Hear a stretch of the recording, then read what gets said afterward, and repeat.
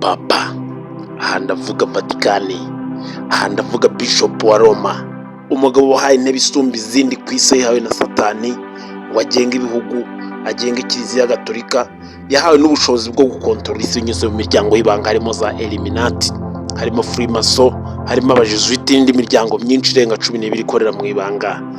Ubwo bubasha bukontoroza Kiliziya Gatolika n'andi madini afite kwemera gutandukanye no kwa Kiliziya Gatolika, harimo Islam n'andi madini ashamikiye ku kwemera kwa Martin Luther. Aha nakibaza ikibazo kigira giti, umwanya w'umuntu uri hehe mu isi? Reka turebe uko byagenze.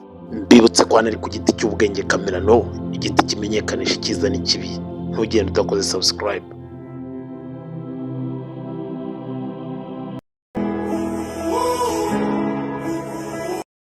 Umunyabwenge ngo afata umuruho akawuhindura inshuti, kuko niho bari guteganya kuzaruhuka. Iyo ugize ubwenge buke uhunga umuruho, ukaba uri guteganya kuruha utazaruhuka. Iyo ugize ubwenge umuruho uwuhindura inshuti, ukaba usobanuye kuzaruhuka.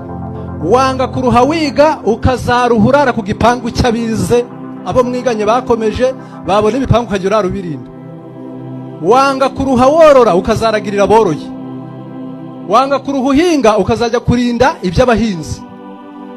Wanga kuruha ushaka akazi ukazaruha mu mutwe uri gukaranga ubwenge ngo wiga uko wakora mu mifuka.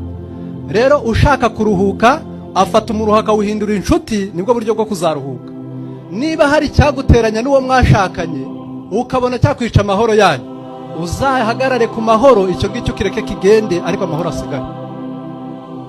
Igihe cyose muzaramuka munyuranyije Mu ntangiriro y'ubupapa, abami ba Roma mu kinyejana cya mbere kugeza mu cya gatanu, abakristo ba mbere babonaga intumwa Petero nk'umuyobozi wabo, kandi birivuga ko Yesu yamuhaye ububasha, amuha imbaraga zidasanzwe.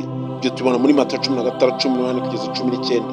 Petero yabaye umuyobozi wa Kiliziya i Roma, kandi nyuma y'urupfu rwe abandi ba bishop bana bakomeje uwo mwanya. Mu kinyejana cya kane umwami w'abami wa Roma Constantine yemeye ubukristo, bityo Roma iba umujyi ukomeye cyane mu iyobokamana.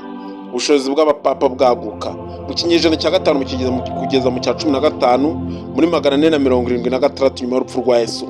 Ubwami bwa Roma y'uburengerazuba bwaguye, bituma Kiliziya iyobowe n'abapapa igira imbaraga za politiki n'ubuyobozi.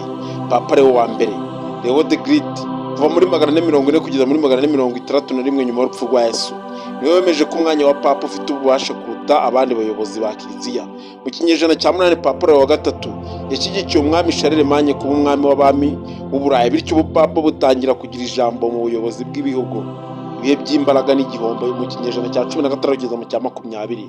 Mu kinyejana cya 16 habaye impinduramatwara ya Kiliziya, Reformation iyobowe na Martin Luther, bituma Kiliziya Gatolika itakaza abayoboke benshi. Mu 1870 leta ya Italy yambuye papa ubuyobozi ku butaka bwe bwari buzwi nka State of the Church, bityo papa ahinduka umuyobozi w'iyobokamana gusa atakiri umwami. Mu 1929 leta ya Vatikani yaremye nk'igihugu cyigenga aho papa akorera. Ubupapa ubu ni umuyobozi wa Kiliziya Gatolika ku isi, afite icyicaro i Vatikani. Afatwa nk'umuyobozi wa roho ku bayoboke basaga 1,300,000 ku isi. Papa kandi agira uruhare mu miyoborere y'isi, abwiriza amahoro, uburenganzira bwa muntu n'ubutabera, umwanzuro cyangwa ibyo twita ibindi byo kwiga no kuzirikanwa. Ubupapa bwatangiye nk'ubuyobozi bwa Bishop wa Roma, ariko mu kinyejana byagiye bikurura mu binyejana byagiye bikura kugera ku rwego mpuzamahanga.